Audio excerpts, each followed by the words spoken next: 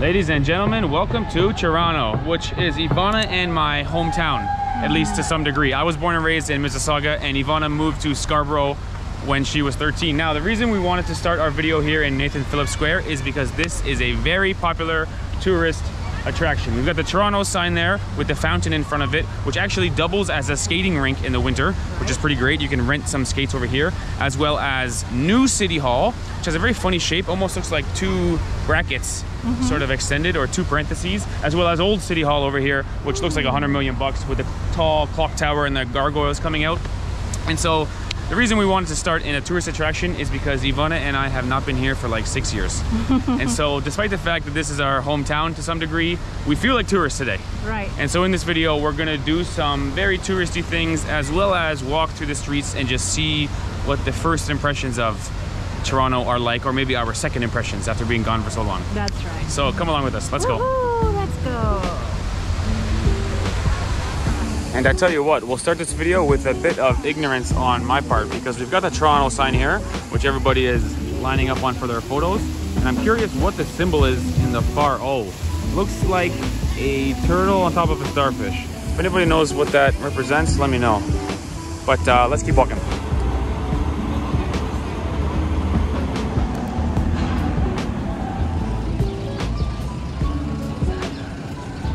And so we're walking up Yonge Street now, which I believe is still the longest street in the world. And we've come to Yonge and Dundas Square, which is sort of like the Toronto version of Times Square. We've got the electronic billboards everywhere. Naturally, some ads promoting the Stanley Cup final coming soon. And lucky for us, this is the location of Little Canada, which is a really interesting tourist attraction that we saw just yesterday with my parents. So check this out. And so next up, we will go to a tourist attraction that I guess has been open since 2021, but quite honestly, Ivana and I had never even heard of it until our member Paula recommended it. So we will give a shout out to Paula before we go check out Little Canada. Let's go. And so we're starting off our trip to Little Canada in Little Niagara Falls. And my first impressions is very impressed by the attention to detail. I think in this video, I'll overlay some footage of the real Niagara Falls, because a lot of these buildings I think are almost exactly the same as what they are in real life.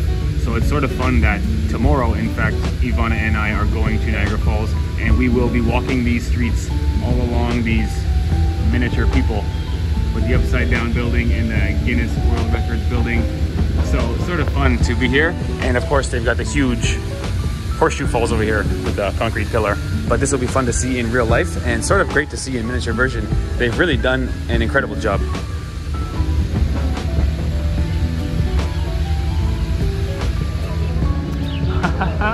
Check it out, even some little people crushing grapes in the vineyards of Niagara Falls.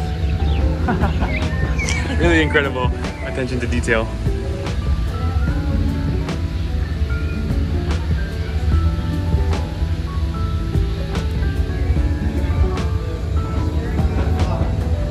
Now, as we walk into Little Toronto, I guess the lights have changed and now it is nighttime here in Little Toronto. We've got a really beautiful looking sky dome here with the CN Tower behind it. This place is pretty special. I'm having a good time. Oh yeah, it's a Bautista bat flip. It's a Bautista bat flip, I think. Awesome. And of course, not to be outdone, we've got Scotiabank Arena here. You can see all the fans snapping their photos in the roofless arena. And I would assume these are highlights of the championship team here in Toronto. Definitely are. This place is really awesome. And so from St. Lawrence Market to the Dragon Show in Chinatown, there really is something for everybody here. And in fact, this is my hometown. These are what's called the Monroe buildings, named after Marilyn Monroe, and they're very curvaceous shape. And so you can choose to admire, or you can read all of the little signs and learn about what's going on. I gotta say, this place is absolutely 5-star place. Must visit in Toronto. From Toronto to Mississauga to what appears to be Hamilton, and we're not even halfway through yet. Something for everyone. It's fantastic. Oh my gosh. They even got the graffiti on the side of the train. This place does it all. They even put graffiti on the train. And so sun is falling again as we leave Hamilton and come over to Little Ottawa. And I've got to say, this place is making me feel very patriotic because all the architecture, all the people in the streets having a good time, and the cars and trains zip in every direction.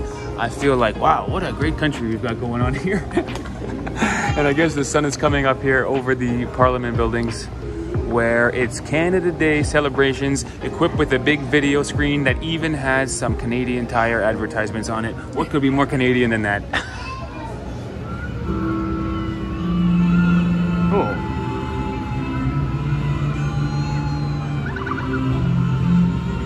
Oh, that's great. They've got projectors on the building.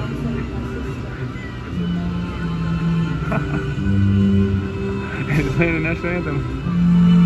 Quick, take your hat off. Be respectful. Oh, that's great.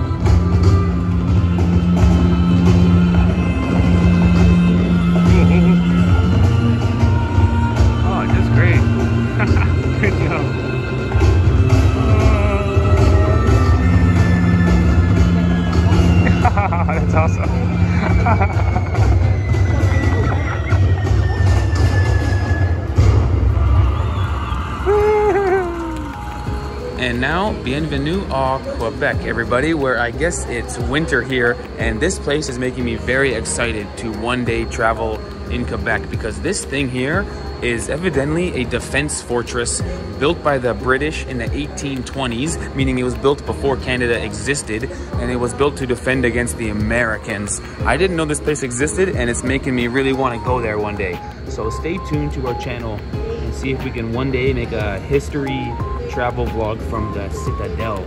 I mean, sounds very interesting for a Canadian history lesson.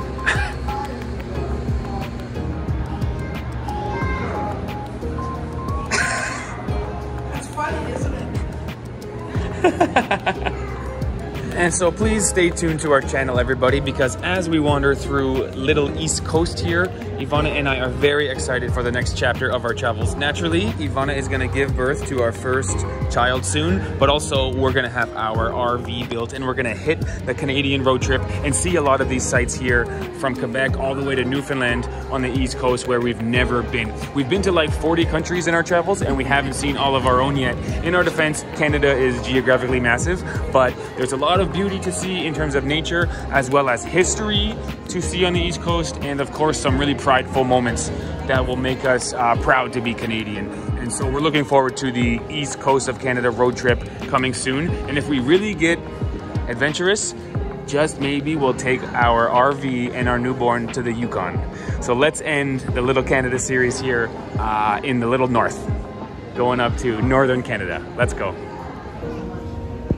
Oh, bad news, everybody. Little North is still under construction. Too bad, but maybe no problem, because I could imagine myself coming back. This place is awesome. And so I'm gonna upgrade my 5 stars into 6 stars. For me, that was a must visit in Toronto. It made me very inspired to travel east one day. And like I said, they're still building Little North as well as Little West. So in the end, it will be all of Canada under one roof, which is pretty special. Anyway, guys, we're going to the Jays game now, so we'll see you guys tomorrow.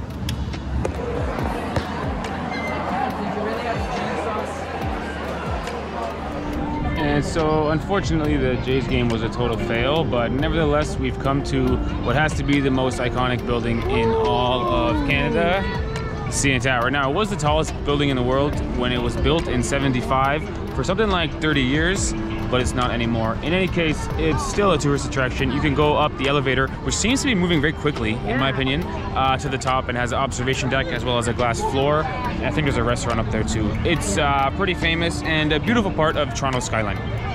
But with that being said, let's go get some food because I'm hungry. Let's go. Let's go.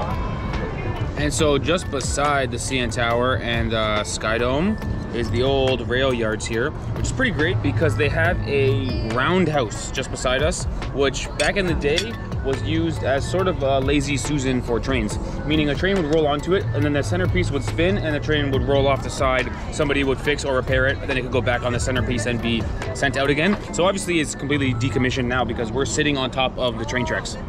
So there's no trains rolling where we're sitting anymore. But it's a good place to have a beer because nice backdrop behind us, and of course we can get a Canadian beer called Steam Whistle, named after the train, and it's sort of brewed right here, which is sort of nice. From Toronto. Toronto beer. Yes. In my opinion, the best Toronto beer. Steam Whistle. Yeah, it's good beer. Wow. Nothing too special, but it's good beer.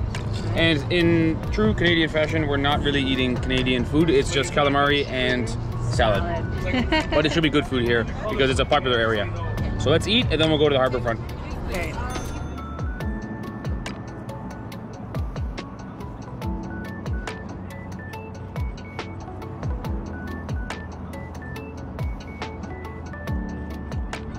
I tell you what, I really just got to be honest with you guys. This harbor front right here is really redeeming this downtown Toronto vlog. For one, you can get a better sense of the scale of the CN Tower when you look at it from an angle. I guess from right beneath it, it looks tall, but from over here, it looks super massive. Also, it's the first place in Toronto we've been to that is actually quiet. I gotta say, Toronto stands out as totally unique in one way compared to the hundreds and hundreds of cities we've been to.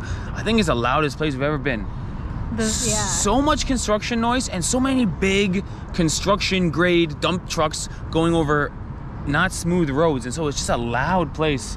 True. Not to mention there is, as you've probably heard, an incredible amount of drug addicts walking around, which is not necessarily unique to Toronto. A lot of cities are struggling with that right now, but it is a loud place full of sketchy areas, and I'm glad to be at the harbor front. Full beach here, bunch of people kayaking. You can't hear any construction noise. The waves are just kind of slowly bouncing off the concrete here. This is, for me, my favorite place in Toronto that we've seen today. Wow. We do have more vlogs coming. We'll go to Center Island, I'm sure. That sounds relaxing and cool. I think it's just across here, you can see it. We can actually see it now. We'll also do maybe some market tours, Kensington Market, St. Lawrence Market, things of that nature. Today was more of a downtown area. At the beginning of this video, I was really feeling like, man, this city is loud and not great. It wasn't really my speed. It's too big, too much hustle and bustle for me to begin with. But down here at the harbor front, I loved it. Not to mention, Little Canada is a real gem. Yes, yes. Go to Little Canada. I highly recommend that place.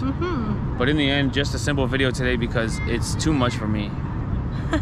Oof, Toronto wore me out, man. I like the city because I'm a city girl, so I like the hustle. Can I ask you a question, Ivana? Recently, we've been to Copenhagen, Stockholm, Prague, Seoul, South Korea, Tokyo. Right? Can you compare Toronto to those places? I think because I live here, it's kind of hard to judge. Fair. I might be biased, but I think for tourism, it's kind of like the most popular attraction is the CN Tower. Other than that, I don't know if someone comes to Toronto, what to show them, you know? Fair. Maybe the Kensington Market, which we will show you in another video. Coming soon. Yeah, and then just, I love the bar scenes and restaurant scenes and international multicultural food scene in Toronto. Some of those other cities we've been to, they have incredibly historic areas. Yes. We don't really have. Some of them have incredibly technologically advanced and very impressive areas. We don't really have. True. We do have a good party scene. Maybe that can be a video we try and make. Yeah. Struggling to be tourists in Toronto. One, because it's our hometown. Also because I don't think it's that good of a city for tourism. I hate to say that, it's my place, you know? Right. But what would a tourist get up to over here? We don't know. Anyway, stay tuned. Harbourfront is where we're gonna end today because Center Island and Kensington Market coming soon. Yes. Later, guys.